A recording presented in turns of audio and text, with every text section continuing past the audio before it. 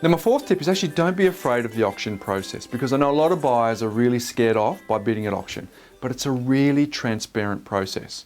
Because if you're buying something at private sale, say the agent rings you up and says, hey look, I've got 2 people interested and need to put your best and final offer in by 5 o'clock tomorrow, you actually don't know how much they're prepared to pay for the property. So you might put an offer in for $550,000, but find out, well you'd probably never find out, but they might have only put in an offer for $520,000, which means that you paid $30,000 more than the next best person was prepared to pay.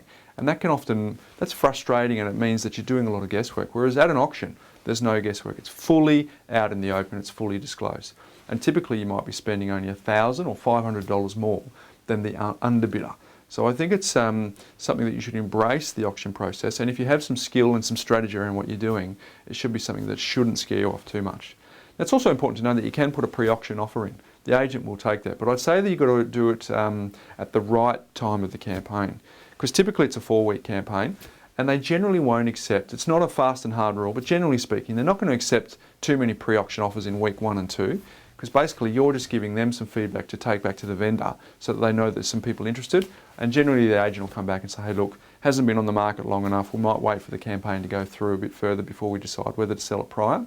But then week 3 tends to be the sweet spot when it comes time to putting in that prior offer, because you've had enough time to test the market to see where they're at, so the agent can see what the buyer feedback is at, and you're still far enough away from the auction that you don't actually stuff that part of the campaign up.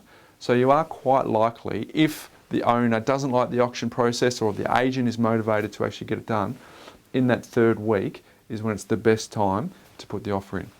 And if you think about the 4th week, you're generally only 6 or 7 days away from auction, and it's a really risky strategy for the agent to accept prior offers in that last week. It can be done, but generally speaking for them, it's much easier for them to go through to auction. So it is a transparent process. You can put an offer prior to auction, but in my view, embrace the process with a few strategies and skills prepared for in advance.